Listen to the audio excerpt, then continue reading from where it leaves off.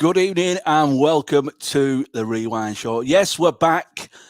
Friday evening, get your chippy tea, sit in front of TV or whatever you're doing, not PC, and listen to Bill and Ben chat for about an hour, chewing the fat, talking balls. As always, I'm Steve Brown, and over there in Bacup, sunny Bacup, it's Brent Peters. How you doing? I'm okay, Steve. Are you? Yeah, I'm all right. I'm over here at Bacup in the demolition site. It's had a right battering this week as well, let me tell you. Yeah, you were telling me about tarpaulins and, you know, the other part of the sports bar nearly flying away down to Bacup Town Centre. Well, last week, week before, we put a tarpaulin on the roof. It's supposed to have been strapped down. Well, I told you, people underestimate the winds up here, telling you. Next thing, it's got underneath the tarpaulin and ripped it off, demolished the blinking sky dish and the aerial. So we've ended up having to have before our home game last week, we ended up having to have a new aerial, new sky dish put in. The tarpaulin were put back in place, and then lo and behold, I don't even think it were forecast, but then lo and behold, we had another blinking absolute montage of a blinking absolute heavy, and I mean heavy winds. And yesterday I were up the ladder, nearly blowing me off as well, rescuing the tarpaulin, making sure it didn't wrap itself around this other sky dish. So that's the story of the last few days. It's been horrendous up here, seriously, and I mean horrendous. Well, you were telling me today you've had a right monster of a day as well, because you've been one thing after another. It's just been last few. Listen, it is what it is. I mean, we're not going on the show to worry about my escapades, but people have to realise sometimes, you know, I'm running a business. I've just invested in new vans, so I had this dealer that's taken off my previous vans. So I've had an issue there that the dealer who'd taken off my previous vans, it's a bit complicated, it's a bit of a complex, but yeah. I paid for the new vans, they're probably about £120,000 deal. Paid everything, paid the deposits, sorted all that out.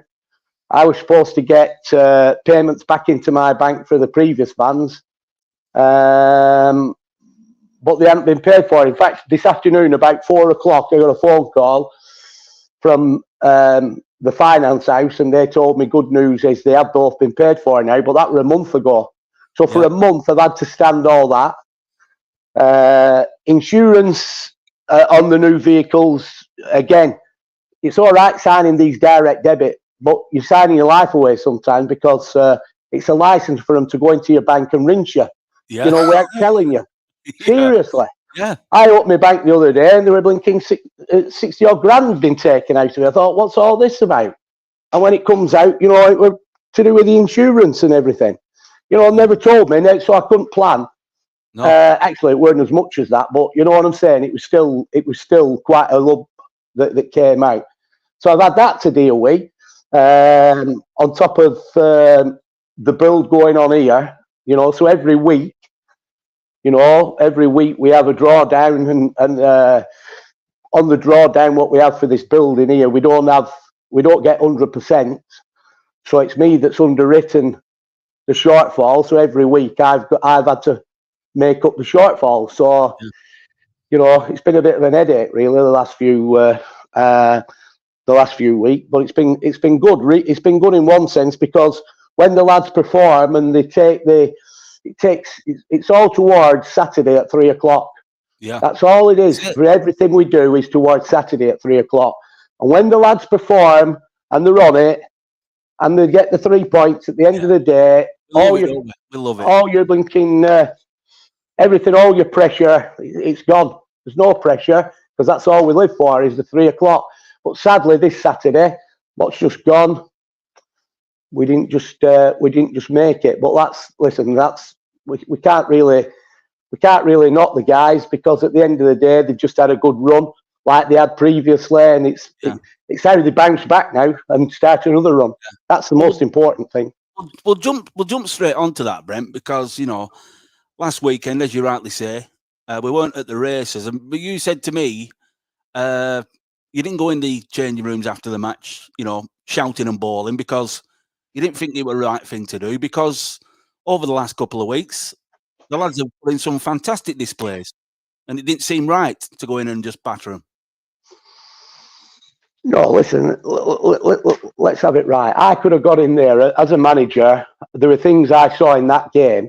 Oh, it was... that were howlers for me. Yeah. Listen, let's get one thing straight. Players should set their own standards. Yeah. In every game they play, they should set. It shouldn't be me or Nigel or Ryan setting the standards for them. It should be them setting their own standards. And we're kind of just guiding them. So to set the standards, it's how they prepare for a game. Now, I'm not going to come on here but I'm not behind the door. And I still tell you that there's certain players in that changing room, I'm telling you, that will still probably go out on a Friday night. I know there is, and I know, and it's not right. Burning the candle. I'm not on here to pelt people, because it wouldn't be right to pelt people, right? But behind the confines of a changing room, if I felt the time was right, I'd go in and hammer the individual who I think is, or the individuals who I think are not upholding what they should be upholding. It's all right turning around and saying, well, we don't do this or we don't do that. They need to look at themselves. And for me, again, I'm not going to name names, but for me, the standard of one or two of the players last week in that game, irrespective of the conditions, left a lot to be desired in my eyes. Now, I could have gone in that changing room, everything quiet, sat them down, and then started to have a go at one or two individuals, but I felt that I give them the benefit of the doubt in terms of, when I say benefit of the doubt, that's probably the wrong word, is benefit of the doubt. But what I did, I know what, I've been in the game too long, I've been in changing rooms too long to know that you kick one, you'll kick them all, because somebody will chirp up, which they shouldn't do, and it'll end up anarchy, because somebody will chirp up and say, blinking it, we've just gone on a run we've just been on 10-game unbeaten run or 11-game unbeaten run, and now you're throwing pelters at us, or you're throwing pelters at him, or throwing pelters at him. But there comes a time where the pelters need to be thrown at individuals, because they're letting themselves down, they're letting the team down, and they're letting the supporters and the club down. Yeah. Now, again, I come to this standard business, and you should set your own standards. Now, if you're a player that wants to not put everything into it, and what I mean by everything into it, if you're a player that decides, sod it, I'm going out on a Friday night, right? I'm going out on a Friday night. I'll be all right tomorrow. I'll be all right. You might think you're all right, but you're not all right. And I don't want to be giving too much away on here, because if I do, I'm pointing the finger at somebody, and it'll tell you it is. But I just don't agree with it. And I think if some of these lads want to aspire to move on in their careers and play higher, this is one of the things that they've got to take on board. Yeah. Because you've got to be fresh when you're going to games of football. There's got to be a level of, what you see with the best players, with the good players, is that level of consistency, which they produce week in, week out. Well, yeah, exactly. They've got to be consistent. And I'm not just talking as a team, I'm talking as an individual. If every individual goes in with the same mindset in every game, then collectively your team will have the same mindset. Yeah. It just fits in, it's hand in glove, that. It starts with you, doesn't it? Starts with the individual, and then it builds into being a collective. Correct. Yeah, exactly. And you could look at that game, and I haven't spoke to you about what your feelings were about the game or anything, but I looked at the game, and if I brought the game down into different factors of that game, let's talk about the conditions at first. Listen, that pitch, right? Let's talk about this. Yeah. I, as a manager, and nobody else out there in the Northwest Counties League, as managers or as officials of the club, put games on and get games called off. There's only one person that can make the decision about a football match, and that is the match referee. And that's in all the FA guidelines, right? He's the only person that can dictate whether he feels that the pitch is good to go or the pitch is not good to go, right? Irrespective of what anybody else may think. Now then, the criteria on what's supposed to happen and the guideline for any club is this. If you arrive at your ground in the morning and you feel that the pitch is not fit and it requires a pitch inspection, what you've got to do, you inform the match referee. If he's not local enough, you have to inform a referee of the level or above that he's officiating in. Yeah. So it can't be just some Jekyll lad off the street that might referee an under-10s game on a Sunday morning. It's got to be of the same level. So, and then when that referee comes in, he has to liaise and tell the match referee the findings of what he's found. Now, if he feels off that conversation that the pitch is all right to go, they'll look at the forecast and they'll think, right, well, it's all right to go. Now, if it absolutely deluges down since that inspection at, say, 10 o'clock, and it deluges down at, say, 12 o'clock, and the opposition have travelled and set off, and your pitch is filling up, when they arrive, if it happens that when the match referee arrives, and it's a no-brainer, the pitch is off, it's not fit, it's off, we've covered ourselves, or our teams have covered themselves because it's been inspected. Yeah. So they can't claim no travelling, they can't claim anything because you've ticked the box to have it inspected. You're safeguarding and putting an insurance policy Correct. in place. So when you see a tweet going out there on social media that they're having a pitch inspection, doesn't mean to say that that pitch is going to fall foul of the weather. It means to say that the club, they're not too sure and they're just covering the backs, right? So we come to this game on Saturday, same thing, right? We had somebody look at the pitch. I run the phone to you, no problem. No referee would have called that game off when I run the phone to you in the morning. No referee, right? So it rolled, when the match referee arrived here. Now, as far as I never even spoke to the match referee. We weren't even anywhere near the match referee. I couldn't influence him or anything because I didn't even speak to him, right? When he arrived here, as far as I'm concerned, right, he's looked at that pitch, and as far as he looked at the weather forecast, there were no more rains due. And as far as I'm concerned, he's past that pitch fit. Whether it was fit, whether it weren't fit, and this is the beauty of football. We can turn around in football and say that were a penalty, and another player will say, never seen a penalty in a month of Sundays, right? So I say it's a penalty. Another player will say, never a penalty. There's a debate. The only person that counts whether it's a penalty or not a penalty is the referee, because he's the one awarding it. Yeah. You follow me? Well, it's the same when it comes to basically pitch inspections. Some referees will deem a pitch is good to go, and other referees will go, not happy about that place there. I'm not happy about that. I'm going to pull it because it could endanger the player. It's the player's safety is paramount, right? What you normally get, or what we've had in the past, is the old school. Those referees over the age of say 40, they might go with playing on a slightly boggy pitch, where the ones coming through now are probably ticking all the relevant boxes and going with the safeguarding approach of health and safety. Well, yeah, probably. But the fact, what I'm trying to get across is that, like in everything in football, they can't even agree with VAR. So what chance have you? Everybody's got differing opinions. Yeah. They brought technology in, VAR, and everybody's arguing about VAR.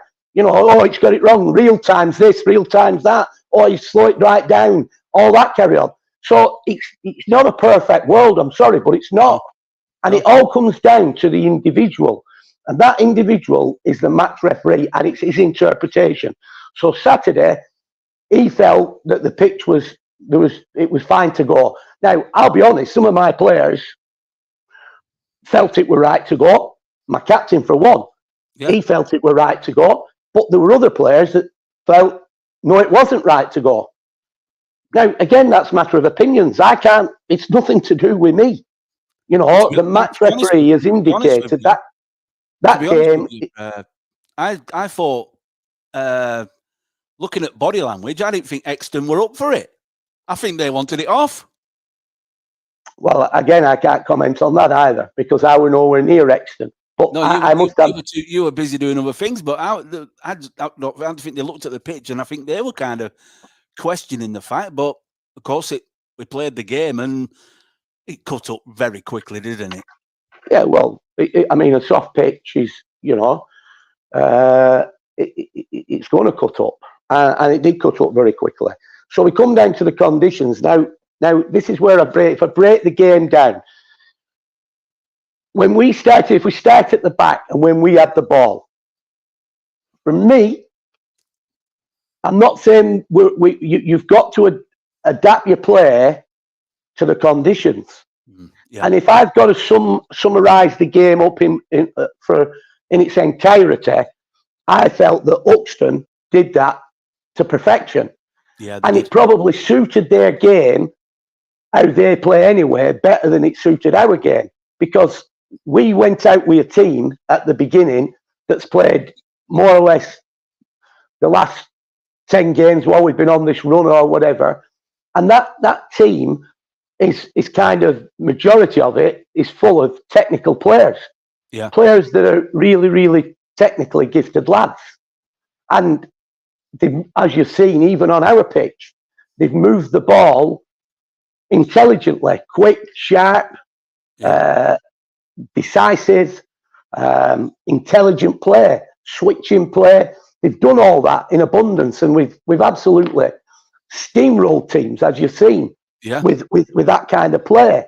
Now, on Saturday, we were kind of trying to execute that, but you couldn't, because you needed a touch because of the way the pitch was. Yeah. And you were sliding. You were like, if you weren't careful, you were like Bambi on ice. Yeah. So basically, if you think about it, the way that Euxton went about the business were far better how they play than what we were, because we were still trying to play our normal game, which was kind of our downfall, in my opinion. Yeah. Now then, when we had the ball at the back in the first few minutes of that game, and they were all guilty of it, they're trying to still play football at the back, coming out and trying to hit feet and trying to do what we'd normally do. And every time we were doing that, they kept giving the ball away. We kept giving the ball away. So, and they were picking up the pieces from that and putting us under pressure. Now, for me, I'm not saying they launch it down the pitch. They don't need to launch it down the pitch. But again, I come to the situation, they know the players, they know they've got up front, they have got lads with athletic pace. Exactly. So if they just clip a ball in behind their rear guard, it's not going to feet, it's not going to any, it's going into space. Yeah. But that will force the run. And it will force them to turn. And they'll not turn on that pitch, right? But we'll be running in a straight line, and that'll get the athletic players in.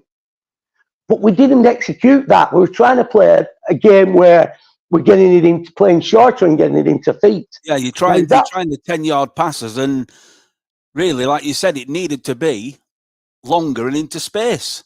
Correct. And that's wasn't happening. And every time we tried to execute what we were trying to execute, they were latching onto it, and they were reading the situation, and they were kind of controlling the game, if you will, for me. Yeah. But as much as they controlled the game, in the and I'm talking halves here, the first half, we were toothless up front. We were toothless up front for 90 minutes. Listen. Yeah, I'm telling you, toothless. It was winding me to the top, right? I don't even think we had a proper shot. We didn't, right? Now, all right, you could blame. One of the things that I can hear my ears ringing now. Wow, we never got the service. You don't need to listen. If Lewis Byrne, I'll use Lewis Byrne. if Lewis Burns playing, he drops in, he gets on the ball, he'll try and make something happen, and they'll do a little give and go with him. He's got great feet, and before you know where you are, he's in behind them and he's creating something. Yeah, he drops deep quite a lot, does Lewis? Correct. He doesn't stand up front and wait for the ball to come up to him. He goes in and he will join in play from a deeper position. Now, I'm sorry, on Saturday, because Lewis wasn't playing, but the person we put there wasn't doing that, right? So that was it weren't happening, right? Simple as. The next thing that absolutely infuriates me, and I'm serious. I don't care if the centre half, if I'm playing centre forward and I'm 5'7", wet through, right? If I'm playing, the bigger they are, the harder they fall. So if I'm playing number 9 on my back and a ball is coming up, I know I'm not going to win it in the air, but one thing's a stonewall certainty. I'll be over that centre half like a rash. He's not getting it clean, is he? He's not getting it clean. I line him. But what were happening on Saturday, it was like, oh, I'm not going to win that. Here, step off, go and edit. Yeah. It was just terrible. It was terrible. We're toothless. And it absolutely wound me up. Now, I could have gone in that change room at half-time, full-time, pointed fingers and had a right go, right? But I didn't, right? But I'm telling you, I'm not naming names. I'm telling you, we were toothless. And I won't put up with that. Absolutely not. But the goal we conceded just before half-time, for me, it was Mason. Seriously, he'll have standards himself, and he's got to be disappointed about that goal. 100% got to be disappointed. As a very good goalkeeper, he's going to be disappointed with that. 100%. He should I don't know. It should never, ever. That should never have gone in. It's come from. It's come through bodies. Yeah. But he's been beaten. He's near post. But it all came from another second ball we never won. Because it was a good initial clearance from Clark. Malachi did a really good clearance initially, but yet again, Euxton were picking up the second balls. Yeah, he's got to be disappointed. If he looks back at that goal, 100%, if you analyse your game and look at your game, 100% he has got to be disappointed. We were disappointed, and in all fairness, as bad as you might say we were in that first half, as bad as we were, we created nothing. We were losing everything in midfield. But again, I said to you, you look at the players we had in midfield, the last few games, nobody's complained about the lads in midfield because everything's tickety-boo, right? Yeah. But out of that midfield, I would say there's only one player in that midfield on Saturday that you would hang your hat on that would be up for a battle, which were Brad Hancock, right? The other, not being disrespectful, it's not their game. No, the other two, it's not their game. Players. Correct. So basically, it was obvious that it was crying out, and I said this at halftime to Nigel, it's crying out for Callum Hewitt in that middle. Crying out. The pitch was made for Callum because that's his game. He loves it. He thrives on it. And it's no surprise to me, and I'm not just saying this because I made the change at half-time, just after. It's no surprise to me that when he came on, we got a grip of that midfield. Yeah, and we started in that second half. There were much more joy. Correct. We started to get a foothold in the game, and we started to knock on the door a few times, and it weren't kind of all one-way traffic. No. So, and while I'm on that subject again, and another thing that I've got to address yet, which absolutely infuriates me, right? I've come from a culture where I've been around the professional game. I've been around professional managers. One thing that players never do or should not be doing ever, and they certainly won't do around me because they'll be freaking told or dragged or whatever. You do not question a manager or a coach. It's sacred. You don't do it. No. You do not do it. You don't question anything, right? And if I find out, I did find out, I found some of that, but it weren't question, obviously, because it got to half time, and it was pretty obvious, the referee, and I don't want to come on here and start berating referees, but the fact of the matter is, when I see inconsistency, he boots Ben Thompson within the first 10 minutes of the game on a yellow card for something and nothing, right? And that set the tone of the afternoon for me. But all it's done is set the tone of the afternoon one way, because they were doing exactly the same thing, but there was no yellow cards to them. The yellow cards were all to us. And it's no surprise that at the end of the game, we've ended up with 6 yellow cards, right? And they've ended up with, I think they only got 2 yellow cards. It's not an equal playing field. And that 6 yellow cards is implemented now that the Bacup Borough Football Club, not the players, but it'll be passed to the players, have got 560 odd quid. But that's what infuriates. I said it in the commentary. I said it after the game. That's what infuriates supporters and players. The fact that he set a precedence with that first yellow card, and he never stuck to the script. No, exactly. So the thing is, Steve, so obviously coming off at half time, and it's my prerogative, it's got nothing to do with the players. They get in that changing room, they've got the coach with them. Yeah. So they sort the shit out in there. That's it. They shouldn't be even bothered about what I'm doing, right? But I've asked the referee a question as he's coming off at half time. I said, can I have a word with you, please? I need to ask you a question. And he went, yeah, come in. So he's inviting me in. So before John Deal and everybody else from the league starts saying you're not supposed to approach the referee at half time, he invited me in, right? So he's invited me in. So I've gone into the changing room, and the first thing I've said, which Lincoln annoyed me, he must have been a school teacher, because, you know, his answer to this was, because I said, ref, I said, how come? I said, you've gone out there, you've bought 1, 2, 3 of 4 of our players, right? And I said, the same offence is being done for them, and you're not even touching them. I said, there's 2 scenes on there. All I'm saying is, you've got to be. Can you explain? He said to me, that's not. What did he say? He said, you aren't asking a question. That's a statement.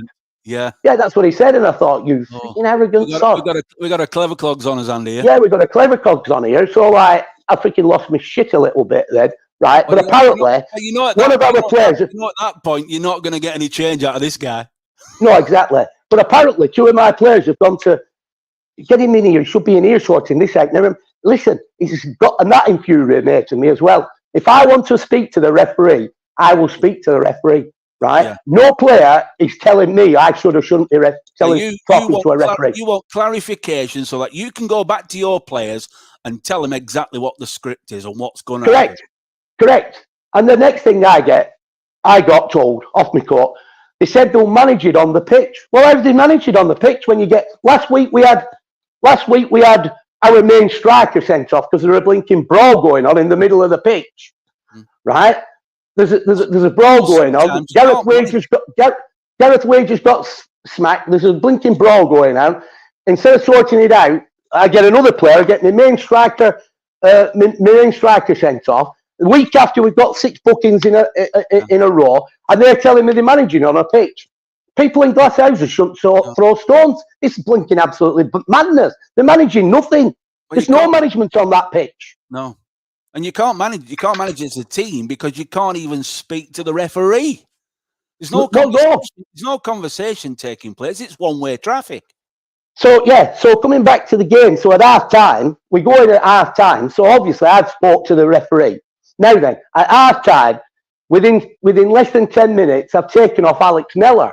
Right now, the reason why, listen, again, Alex is a terrific player, right? He's when he's fit, he's the first name, one of the first names on the team sheet every game, right? He's an good, honest individual, good player.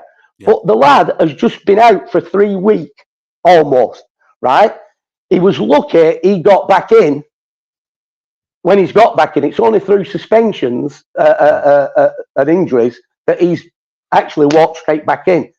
The pitch didn't, obviously, the more that pitch was going to deteriorate, the worse it was going to get for Alex, right? Now, he expected me to say something to him at half time, but I couldn't say anything to him at half time. What I was thinking, because first thing we have to do, and players have to understand, this is where I come from. When I always say to you, off air or whatever, and I say to you, what players are, they don't look at the bigger picture. They're all for themselves, right? The first thing, as a manager, you can't walk in a change room and say, right, sit down, lads. I'll tell you now, right, I'm going to make this change. Callum, you're coming on. Alex, you're coming off.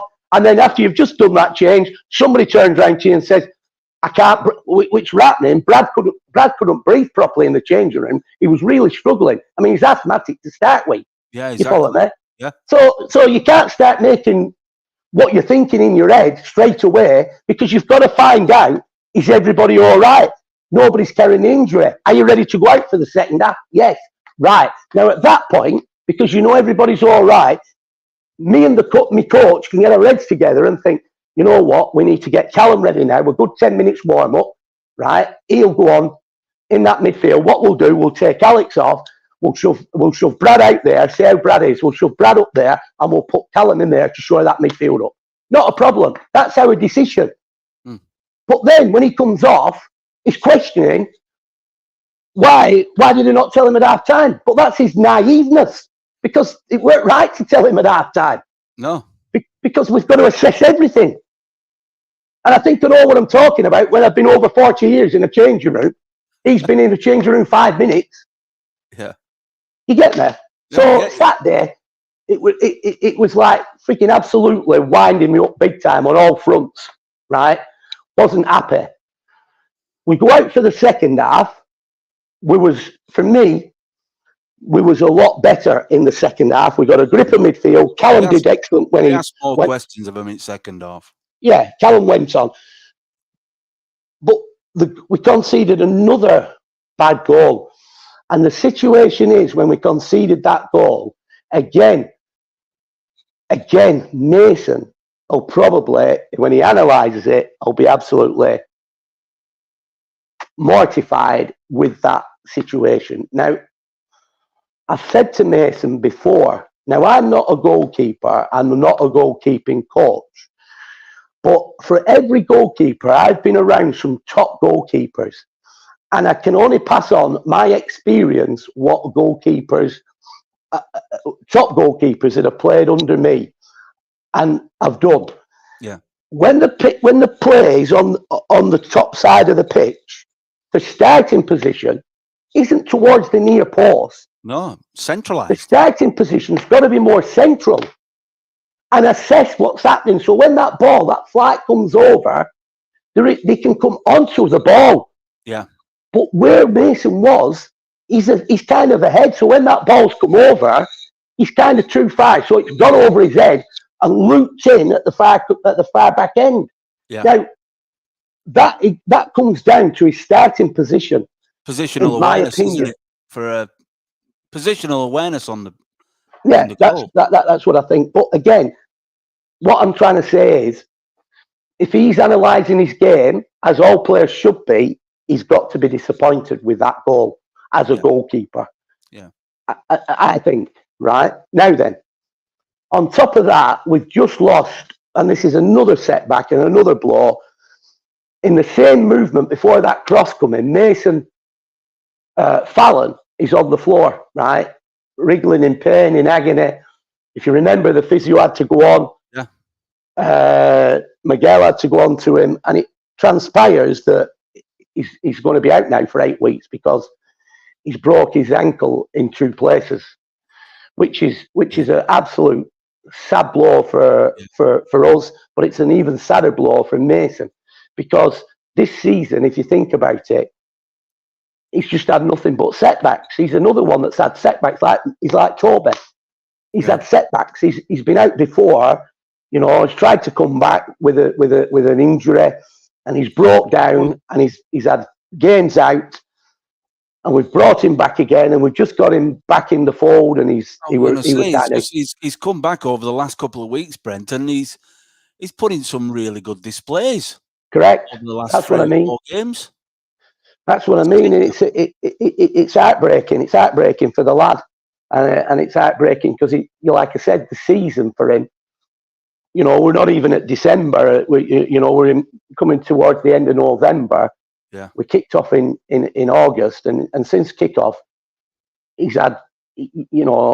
If you think about the players that's had bad luck this season, in terms of you've had Toby, you've had Brad Hancock, and you've had Mason. In terms of injury situations. But as you always say to me, though, with the squad of players we've got, you always say a week's a long time in football, and a lot can happen.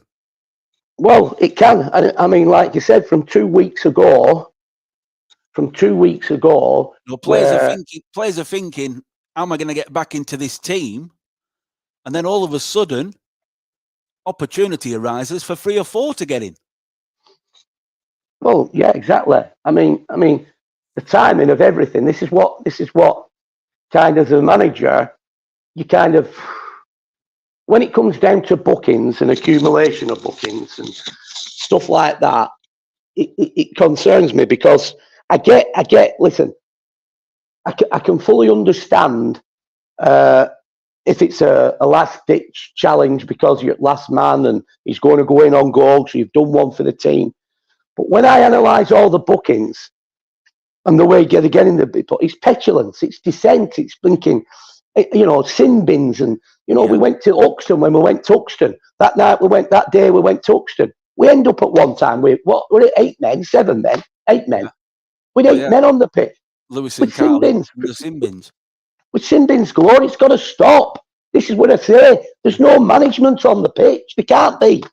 We're kind of going back to last season and the season before, where a bit of immaturity were coming into. I thought we got rid of that. Listen, when you analyse where we are now, right, in the where we are, it's not the end of the world. That defeat is not the end of the world, right? There's a lot of water to go under the bridge, but when you analyse it, I can sit here and say, the reason why we're losing games like we're losing comes down to the players because of their indiscipline. And I don't mean indiscipline in terms of the team setup and what the role and responsibility is. It's their indiscipline. It's like we're going into tomorrow's game. We're playing a tough team tomorrow. We know it's going to be a tough game. We know what we're up against, right? Fantastic team, full of aggression and power, and I ain't got a problem with all that because I love that myself. Controlled aggression, I love, right? I ain't got a problem. Physicality, what I do have a problem with when you've got some sneaky sod that tries to cause World War III behind somebody's back and cons people. I won't condone that. I think that's just out of order. But in terms of going toe-to-toe with a team, right, as Ashton Town did 2 weeks ago with us, and every time we play them, I'm all for it because they're a very good side. Kevin Terry, the manager, he's got a good side there. He's got some good lads together, and he's got them, and they're fighting. And when you think about you think about the 2 lads up front, and you think about the lad, I think it's Carl Pears. He scored 23 goals in 16 appearances. Fantastic return. Yeah. And then you look at even Jordan Southworth coming in behind him at 12 goals in 19 appearances. But what I'm trying to, and if you think that Carl Pears, he scored the first goal against us here. They were winning 1-0. And what a take. I said to you on the rewind show. Absolutely clinical. And I said to you on the rewind show, I'd rather congratulate the striker than question my keeper. Yes, yeah. And it was a fantastic finish for me. So I wouldn't be questioning the keeper at all. They have got a very, very good competitive side, right? And I've got no problems. It's going to be a tough game tomorrow on their pitch, massively tough game. But we should be going there absolutely at full strength. And if we're going there at full strength, I've said it before, and I'm going to say it again on here. We're more than a match for any team. It doesn't matter how physical they are against us. We'll be just as equally as physical against them in return, right? It will be nip and tuck. It will be a very, very good competitive match, closely contested, as it were when we played them in the league game here, I think that game ended up 3-2 in our favour. And even the cup game in the Edward Case ended up 3-2 in our favour. But when you look at it, we're going into a league game tomorrow, and the players who are missing, they're not missing because of lack of form. They're as fit as anything. They can play, but they can't play because the rules say they can't play because they've got a totting up system and they've hit 5 bookings. And then you analyse the bookings that they've had, and you think, I can't believe it. We've got our striker missing because he's decided to freaking. I know it was self-defence, but he's decided to smack somebody, right? And the liner's seen it, so he's got a ban. So we need him, but we can't have him because he's done stupid thing like that, right? So and then you've got another player who'll be missing tomorrow, who's key to us, who's been absolutely flying. He's got a totting up. He's had a wrecking up of bookings, but when you look at the bookings he's had, a lot of it is petulance and dissent, and sin bins. He's got to stop, because when they're turning round and saying at end of season and analysing if we miss out on promotion or if we miss out on silverware, they'll be easily turning round and saying, oh, it was the thinking system they played. Oh, it was because he played him instead of him. Oh, it was because the pitch were a bog. Instead of it being self-inflicted. But it's nothing to do with that. It's to do with the bleeding players who are key in our team not being available because of their stupidity. Exactly. And that is in a nutshell. It's madness. Yeah. They need to smell the coffee, wind themselves in, and there needs to be more management out there on the pitch by the players that are playing the game. The senior lads should be blinking, cracking them and telling them, getting them away. It's ridiculous. It's absolutely. I mean, I went to watch a reserve game. I went to watch the reserve game in midweek. Same there. You know, they score 6 goals, but they lose the game 7. How can you score 6 goals and lose the game 7? But we've ended up with a player sent off. Now, okay, the player sent off. How petty it were, or how petulant it were. But why kick out? Why kick out? Listen, if you've got the announce up there, there'll be a time in the game where you think he's having it. He's having it. And, you know, be a bit clever in what you do when you go into a challenge. But it's having that discipline, isn't it? It's having that discipline. You know, it's what you talk about week in, week out. Roles, responsibilities, concentration span, discipline to do the job. And if you lose that, how many games have we I can only count 1 or 2 games where we've been rolled over. I think St. Helens away, 6-1. That's the only game I can really think of. The rest have been all self-inflicted. Correct. Yeah, and it's disappointing, to be fair. And then the players have the audacity to come back and talk amongst and then saying, he shouldn't be doing. Listen, players are players. They sort themselves out, sort their heads out, go out there, execute the job. I'll be the first to praise them. I'll be the first to look after them. I'll be the first to back them. But when they're self-inflicting shit that shouldn't be happening, and the team is kind of, I'm not saying. Listen, we will still have a strong side out there tomorrow. Still have a strong side. But you know what will annoy me? These are the players when they're fit and they're coming back and they're ready to come back. If they're not back in, they'll be freaking throwing the toys out the pram because they'll think they've a divine. They'll think they've a divine right to come back in. Well, it don't work like that. Don't work like that. I don't care if your name were Maradona. I don't care if your name were David Beckham. I don't care who you are. It doesn't work like that. You know, you cannot expect if the lads are performing while you're out, then take to them. They stay where they are. Yeah. Well, you always say your shirt to lose at the end of the day. When you get a shirt, it's yours to lose. 100%. So there'll be some players playing tomorrow, getting game time. And if they do the business, they keep the shirt. It's as simple as that. And other players have to wait. Correct.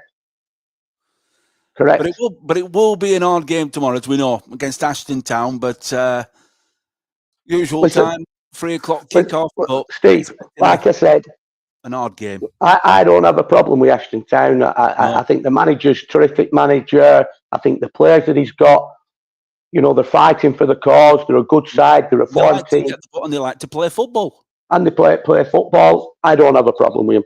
You know, the physical. When I say physical, the competitive. Yeah. Let's get it right. They just have a little shit in their armoury, and we all have them. We've got shits in our armoury. Yeah. They're sneaky devils, and they've nearly created World War III. Luckily, yeah. But other than that, it will be a good competitive game that I'm looking for. But I hope we're coming away with something. I'll be disappointed if we're not. But my lads need to take heed what I'm saying, because I'm not here to give them pelters. I'm here to tell facts, and they need to sort their heads out, because it has a detrimental effect on our season. Yeah, or could have. But you mentioned it at the beginning. You mentioned standards. That has been massive. That's a word that is spoken about around the club every single week, not just by players and you, but by supporters. We've set a standard, haven't we? And we want to stick to them standards. Ever since last season, getting the silverware in the Edward case, getting to the final of the Macron Cup, there seems to be a different feel around the club. We're wanting more. Expectations are high. Well, to be fair to the lads, they've set themselves a target. They're hungry, and they want. Listen, they want to win the league. Now, whether that's going to happen or not, because nobody's running away with it. It was a setback. As daft as it seems, we could have gone. Had we beat Euxton, we could have gone to second. Yeah, right. It's that might close. have been it's that close. It's that tight, right? But when you're meeting these teams, you want to be going in, like I say, you want to be meeting them with what your most consistent team's been all season. And you find that out by going on the club website, on the club pages on the Northwest Counties. It'll tell you. Like I've gone on to Ashton's page and gone down and looked at their strikers. He's played 16 appearances, and the other lads played 19 appearances. They've played a lot of games. Yeah. So you know that they're regulars in the team, right? Now, let's be honest, if Ashton Town have to go in a game with either one of them or both of them missing, I don't know what's in the depth in the squad, but the chances are that's going to hurt them. It will hurt them. Yeah, of course. Right? Now, equally, if you look at Bacup Borough, we've had to go into our season with our main striker missing in Toby Wright. But the person that's come in and picked the baton up and ran with it is equally, although he's a different kind of player to Toby Wright, is Lewis Byrne. Yeah. Now, we haven't missed, thankfully, and I don't mean this in a derogative way, I mean thankfully, because Lewis has done the business while he's been in the team, we haven't missed Toby Wright, because he's been delivering, he's been doing the business. Equally, when you think about it, Kyle Siddall and Kyle Siddall has stepped up to the plate this year better than any other year where he's contributing. He's in double figures himself for goals. So it's all good. It's all good on that front. So technically, that's what we wanted. We wanted this competition. We wanted it, and we've got it. But what disappoints me, we went to Shelley, right? And I know Shelley's form since they kind of got that screamer in the last 32 seconds or whatever it were and beat us 3-2. Yeah. And I know the form after that's been good, and they've had a few wins on the board and they've done well. But in the main, we should excuse me. We should have been going to Shelley, and I'm not being disrespectful to them, but they should have been out of sight. Yeah. Should have been out of sight, but they weren't. Right now, again, when we're playing the likes of, we can't knock them too much, because Route 1 Rovers were challenging at the top end of the pitch, at the league table. Challenging at the top end of the league, and we played them. We've played them twice now and beat them twice. So on that one, we've done ourselves a massive fit. But we went in them games reasonably at full strength with the players that have been there most of the season, right? But on Saturday, we're going to the Euxton Villa game following the Ashton Town game at home, which ended up carnage, and it shouldn't have ended up carnage, and it did end up carnage. I noticed that they've got their, that's another story, but they've got their captain who got sent off. They've used video evidence, obviously, and they've managed to get their captain off. Right? Now, we couldn't do that with Lewis, and I spoke to the FA about Lewis, and they told me, save our money, you probably won't win the case, and with no video evidence, right? Now, that brings me to something else. We soon will have video evidence because, you know, my coaching staff and my players have been pushing me and pushing me and pushing me for a VAO. And I said, the VAOs are too expensive. We've got all sorts going on here. I am not investing in them VAOs for what they are. They're not the best for what they are. They've been beasting your backside for months, if not 2 seasons. They've been screaming out for VAR, and you said, no chance, no chance. We'll get CCTV cameras. We'll do it on cheap. We'll make it happen. But you've bowed to pressure. Well, I've only bowed to pressure. I've bowed to pressure, but I haven't bowed to pressure. I've bowed to the fact that it's Black. I've bowed to the fact that it's Black Friday today, and they've whapped a load of money off it. What a cheapskate! Black Friday. It's Black Friday today, so they've whacked a load of money on it. So the good thing is, so the lads can hear it, my coaches can hear it. When's it coming? There's one on its way. Oh dear! But you see, this is what I mean. You remember that television program, The Price is Right? I will only pay when the price is right. Well, the price is right now, in my opinion. So I've bought one. So the VO is on its way. Yeah.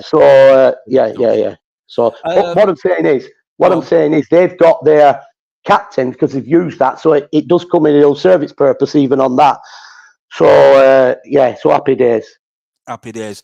I just want to look at something because I was looking at the Coach's Voice. It's a good site on Twitter that I follow, and there were coaches, and there was one about Graham Potter, a good coach, of course, down at Brighton as he was.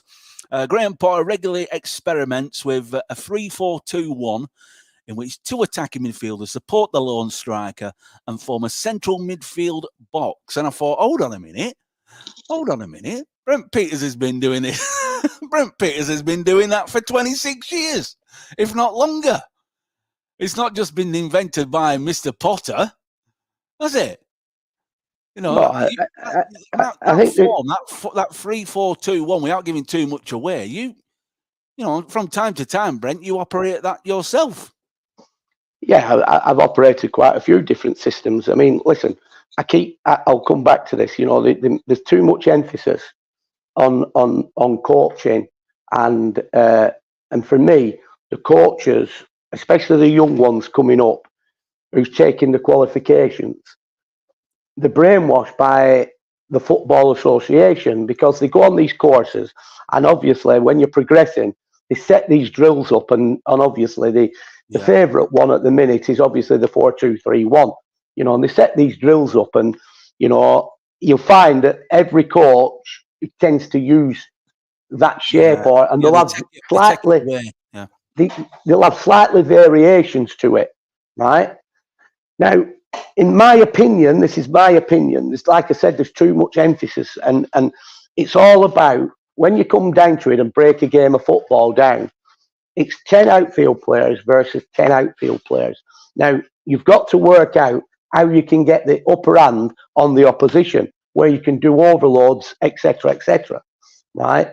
Now then, what I'm trying to get at is, if you think about it, and we go back, and we've not won, and I keep saying it, and it's a blinking absolute bone of contention with me, we won the World Cup in 1966 with the likes of the late Sir Bobby Charlton in the team, the Nobby Styles, you know the team that were in the World Cup.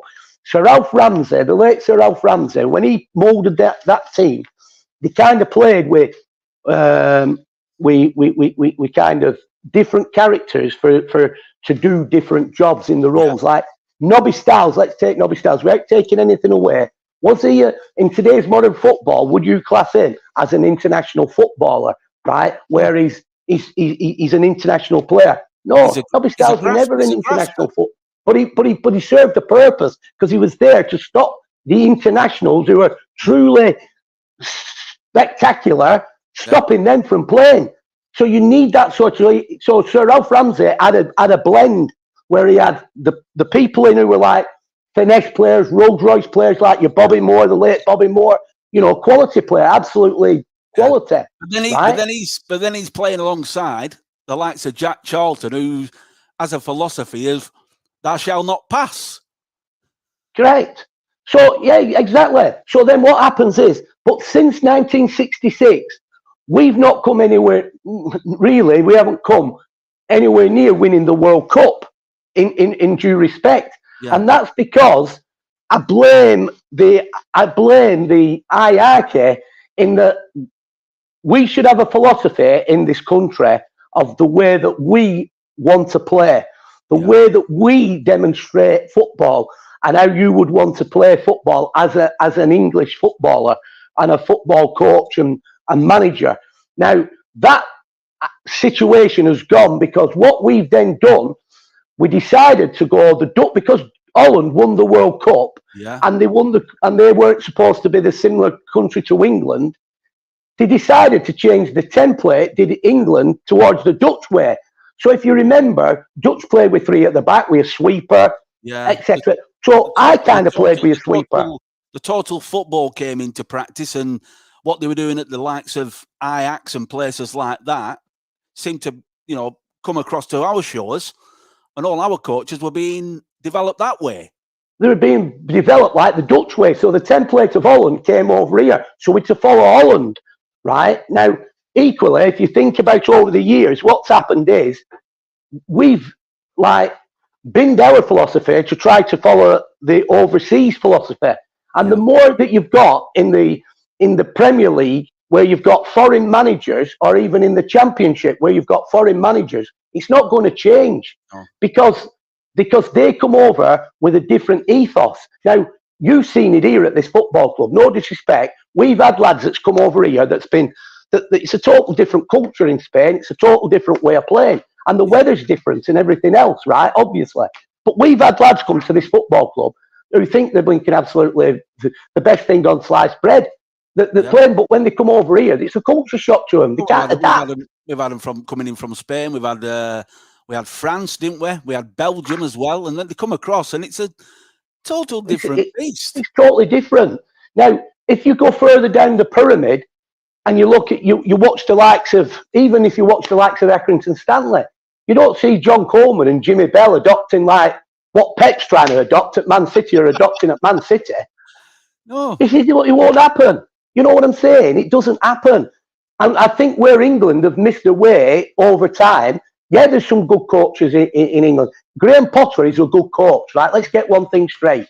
He is a very, very good coach, right?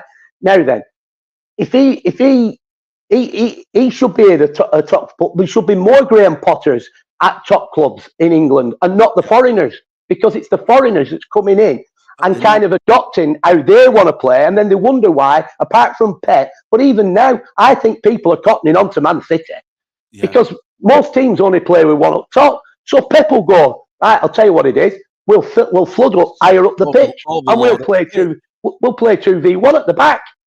Yeah. And as long as they can run at the back and they've got pace, I mean, you won't be able to do that at Man United with Harry Maguire, could you? Because he can't run. Yeah. But, going back to the British coaches, they're getting these badges, but they're not getting the opportunities. At the top level of the game, the Brits are not getting the opportunities to, evolve and take their coaching to the next level. Well, what chance have you when these clubs, they've got foreign owners, they bring in foreign managers, and they bring in foreign director of football. So they're going to bring in their own backroom staff and everything else. The culture, so the players who they're bringing in, they're never going to get chance.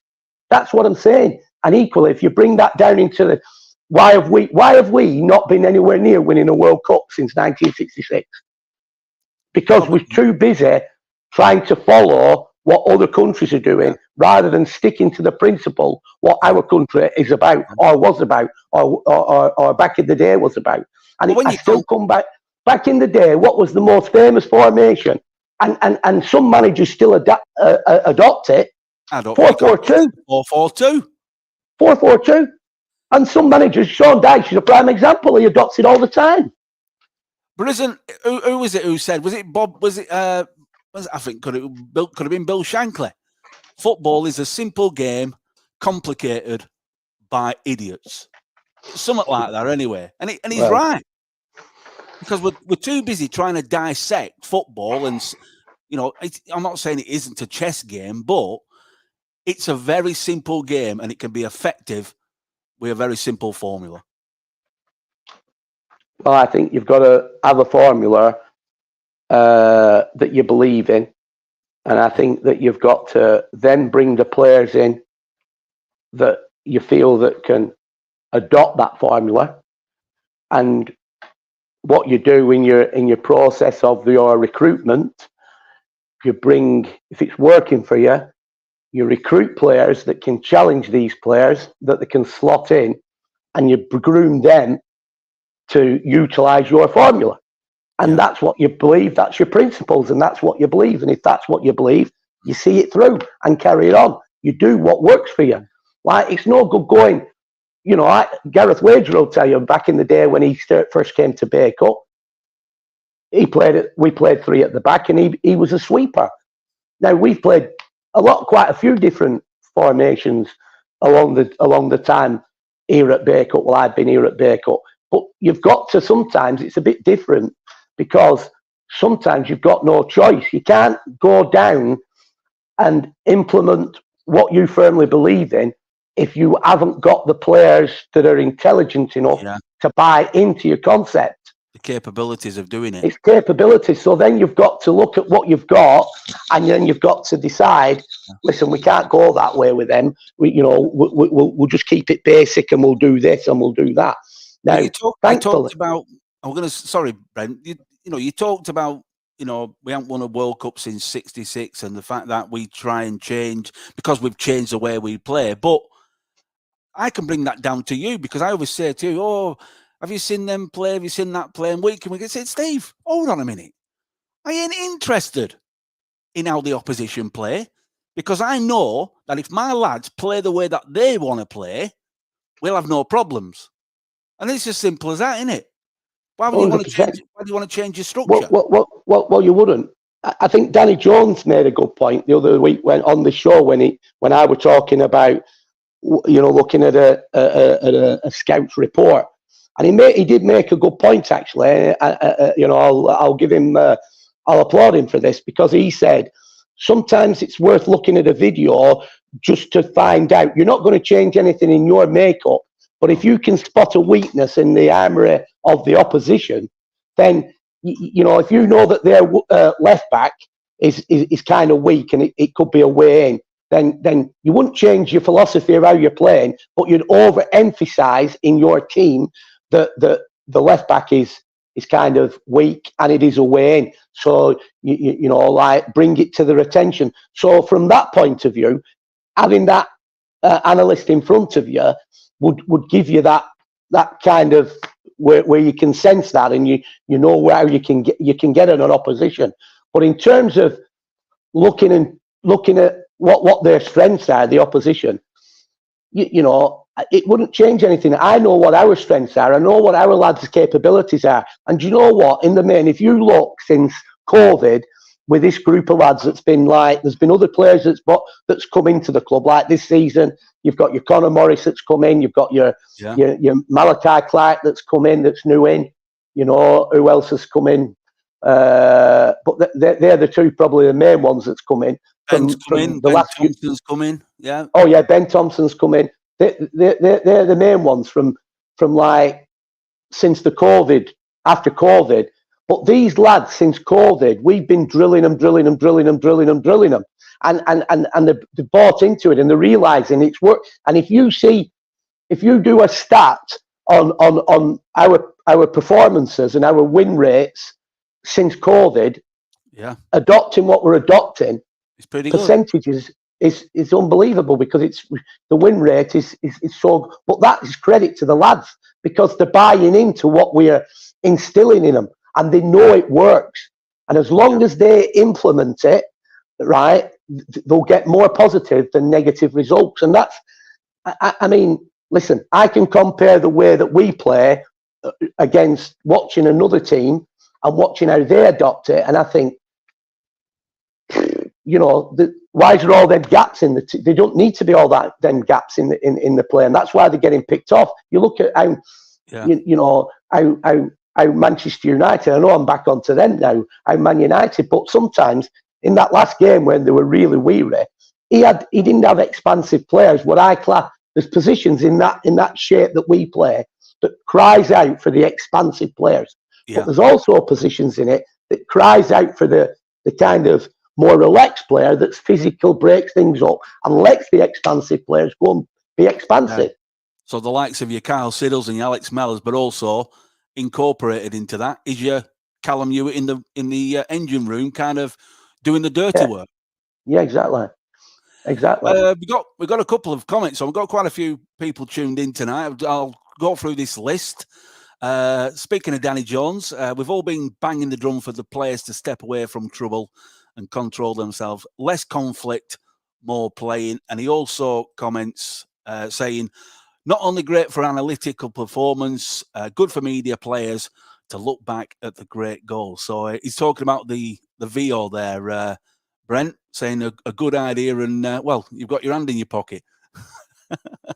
Yeah, I've got my hand in my pocket too many times. Clubhouse, wagons, VOs, players.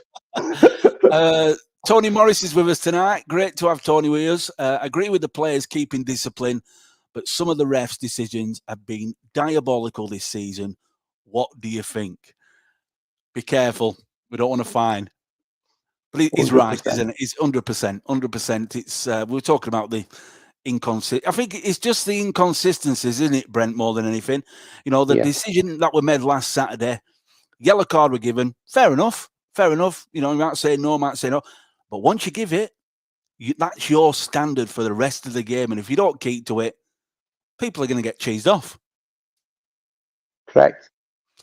Alan Barnes with us tonight. Brent and Steve, they talk sense. They're writing what they say.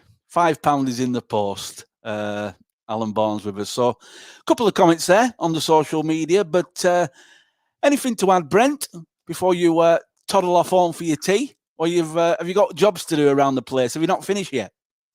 You know what? I'm kind of slightly ahead of the game today. I've already sent the squad out.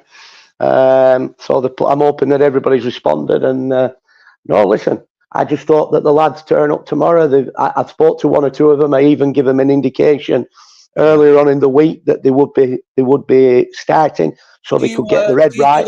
Do you do that on purpose, Brent? Do you do that as kind of to get their heads in the right space, let them know that they're actually on the team sheet in some form, whether it be on the bench or actually in the team? I do when I think the time's right to do it, in terms of because we've had such a good run and the lads have been on the bench in the main all the time. It'll become even though one setback, they'll probably think in their heads he's not going to change much tomorrow. I'll be same old. I'm probably going to be on the bench, and that is probably again, when we talk about people preparing right and getting the mindsets right, that is probably a dangerous thing to do, really, right? So I kind of make sure that, take Callum for instance, he's been on the bench last year, but he did so well when he came on, so I've kind of tipped him off, and so he could get it. He'll come with a total different mindset tomorrow. There's other players as well I've spoke to. I'm not giving too much away because I can't do. But there's other players I've spoke to, and they'll know that that what's happening, and it's important because they're prepared. It's not like they're getting told an hour before kickoff, and then they're preparing their mind. They've had days to prepare their mind, or a few, or certainly the day before. Brilliant. Well, I mean, cup finals, cup semi-finals, I do it regular. That I might ring the players up and say, listen, you have to get out, you haven't to say anything, but I'm telling you, you'll be in that starting 11. So they can get mentally tuned in. Brilliant. Well, I will have the live comms 2:45 Facebook Live and Twitter for Borough's away game at Ashton Town. See you tomorrow, my mate. Enjoy your Friday evening. Good show. Man, thank you. Bye now. Hello, welcome to Bacup Borough Football Club. I'm Andrew Knights, Head of Business Development.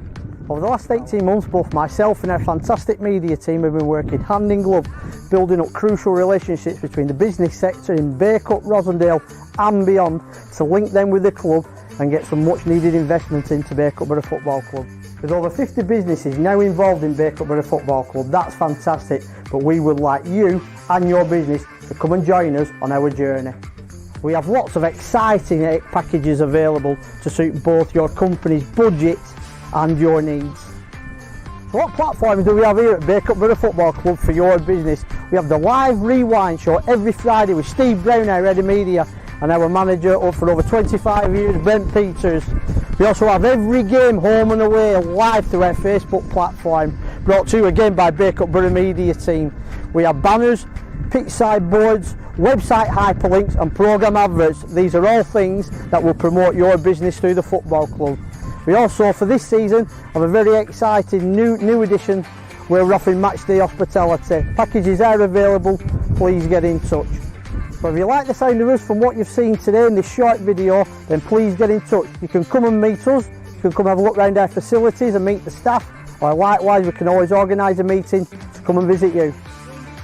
On behalf of myself, Andrew Knight, and everyone connected with Bacup Borough Football Club, thank you for listening to this short video, and fingers crossed we'll see you all soon.